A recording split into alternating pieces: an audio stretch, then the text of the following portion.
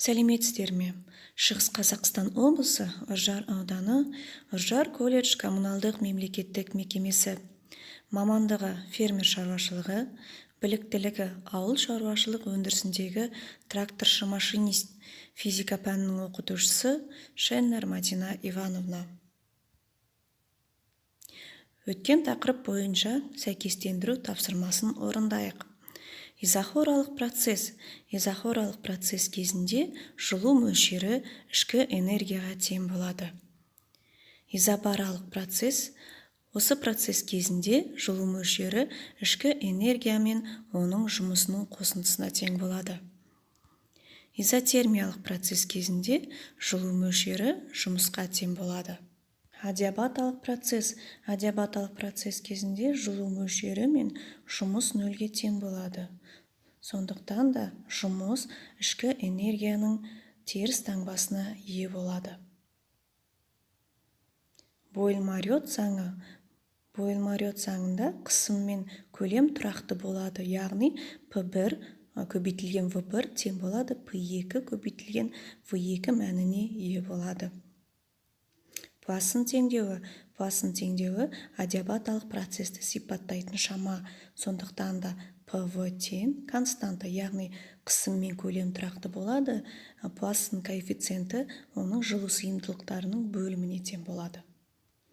Изохоралық процесс кезінде жылу мөлшері жұмысқа тең болады. Жаңа сабақты бастамас бұрын сіздерге мынандай сұрақ қойғым келеді.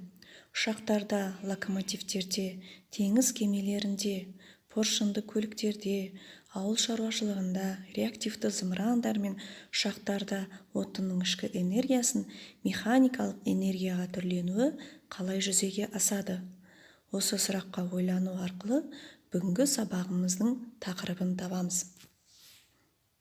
Сабағымыздың тақырыбы жылу қозғалтқышының пайдалы әсері коэффициенті. Оқу мақсаты жылу қозғалтқыштарындағы энергияның түрлерін сипаттау, іштен жану қозғалтқышының жұмыс істеу принципін сипаттау, жылу қозғалтқышының пайдалы әрекет коэффициентінің анықтамасын, формуласын білу, ауыл шаруашылық машиналарында механикалық энергияның ішкі энергияға түрленуін білу. Тілдік мақсаты сабақта қолданылатын арнайы пәндік лексика және терминология. Қазақша, орысша, ағылшынша. Цилиндр, cylinder. Поршын, piston. Қозғалтқыш тактысы. Такт двигателя. Engine side. Дизель қозғалтқышы. Дизельный двигатель. Diesel engine. Бу турбинасы. Паровая турбина. Steam turbine. Газ турбинасы. Газовая турбина. Газ турбайн. Жылу қозғалтқыш. Тепловой двигатель. Heat engine. Дөңгелек цикл. Круглый цикл. Round cycle. Пайдалы әсер коэффициенті. Коэффициент полезного действия. Coefficient useful actions. Жылу машиналары жүйенің ішкі энергиясының белгілі бір бөлігін механикалық энергияға түрлендіретін және оның есебінен жұмыс істейтін құрылғы жылу қозғалтқыштары деп аталады. Жылу қозғалтқыштары турбиналы ұшақтарда, локомотивтерде, теңіз кемелерінде, поршынды көліктерде, ауыл шаруашылығында, реактивті зымырандар мен ұшақтарда кеңінен қолданылады. Циклдік процесс термодинамикалық жүйе бір қатар аралық күйден өте отырып, бастапқы күйіне қайтып оралуын айтады. Циклдік процестің графигі тұйықталған қисық болып келеді. Циклдік процесте атқарылатын жұмыс тұйықталған қисықпен қамтылған фигураның ауданына тең болады. Осы тұжырымдаманың шындығын дәлелдеу үшін термодинамикалық жүйе ретінде кейбір газдың массасын аласыңдар. Газ ұлғайғанда атқарылатын оң жұмыс D1, A2, S фигураның ауданы болып табылады. Газ сығылғанда газдың жұмысы теріс A2 және d1 v2 с фигураның ауданы болады. Онда газдың бір циклдік жасайтын жұмысы А тең А1 минус А2 және 1А2В1 тұйықталған фигураның ауданы анықталады. Жылу қозғалтқышының жұмыс істеу принципі. Кез келген жылу қозғалтқыштары қыздырғыш, жұмыс денесі және суытқыштан тұрады. Жылу қозғалтқышпен орындалатын цикл уақытында жұмыс денесіне газ қолданылады. Қыздырғыштан бірінші жылу мөлшерін алып, ішкі энергиясының артуының әсерінен жұмыс атқарады да суытқышқа екінші жылу мөлшерін береді. Яғни А тең Q1 минус Q2. Суытқыштың қажеттілігі. Ол үшін жұмыс денесі ретінде қозғалатын поршынның астындағы газды алайық. Газ қыздырғыштан жылу алып, бірінші күйден екінші күйге дейін изотермиялық ұлғайып, поршынды көтеру жұмысын атқарады. Циклды аяқтау үшін газды бастапқы көлемге дейін сығып, бастапқы бірінші күйге келтіру керек.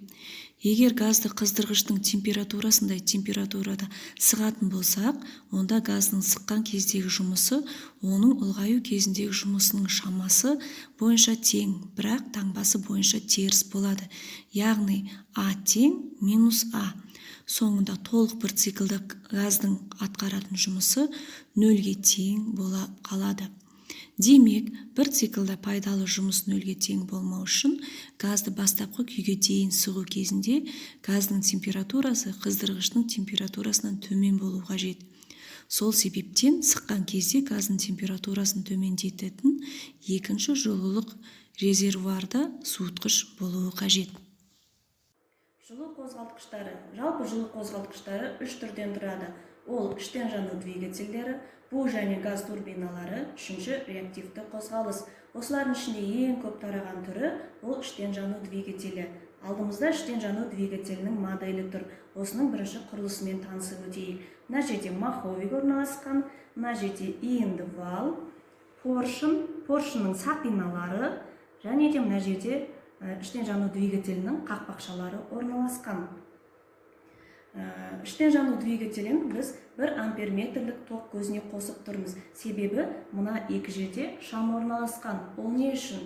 Жалпы іштен жану двигателінің жұмыс істеу принципі 4 тактіден тұрады. Ол сору, сығу, жұмыстық жүріс және шығару.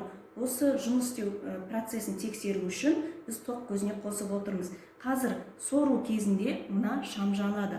Одан кейін сығу, жұмыстық жүріс процесі поршында жүріп жатқаннан кейін, одан кейін мына жерден қақпақша ашылады да шығару жұмысы жүреді.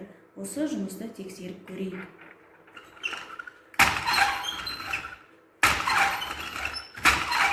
Бұл 4 поршынды іштен жану двигателінің қозғалысы. Жылу қозғалтқышының пайдалы әсер коэффициенті. Қозғалтқыштың бір циклде атқаратын жалпы жұмысының сол циклде газға берілетін жылу мөлшеріне қатынасын айтады. Пайдалы әсер коэффициенті тең болады А бөлінген Q1 немесе Q1 минус Q2 бөлінген Q1 немесе 1 минус Q2 бөлінген Q1 мәніне ие болады. Жылу қозғалтқыштарының пайдалы әсер коэффициентінің мәні 1 немесе 100%-ға тең болмайды. Жылу машиналарының бірнеше типтері, олардың пайдалы әсер коэффициенті қыздырғыш пен тоңазытқыштың температурасы ретінде қабылданатын температуралардың жуық мәндері көрсетілген. Бүгінгі сабағымызды қорытындылау үшін мына сұрақтарға жауап береміз. Қандай процесс циклдік процесс деп аталады? Қандай қондырғыны жылу қозғалтқыштар деп атайды? Жылу қозғалтқышта суытқыштың рөлі қандай? Пайдалы әсер коэффициенті дегеніміз не? Қалай өрнектеледі? Үй тапсырмасы. Күнделікті тұрмыста механикалық энергияны ішкі энергияға түрлендіруді бейнелейтін мысалдар келтіріңдер. Кез келген жылу қозғалтқыштарының негізгі бөліктерін атап, қозғалтқыштың жұмыс істеу принципінің сұлбасын көрсетіңдер. Және де ең соңғы есепті шығарып келеміз. Сабағымызды Альберт Эйнштейннің нақыл сөзімен аяқтағымыз келеді. Ойынның ережелерін жақсы меңгеріп ал. Сонан кейін барып, басқалардан жақсы ойнауды бастау керек.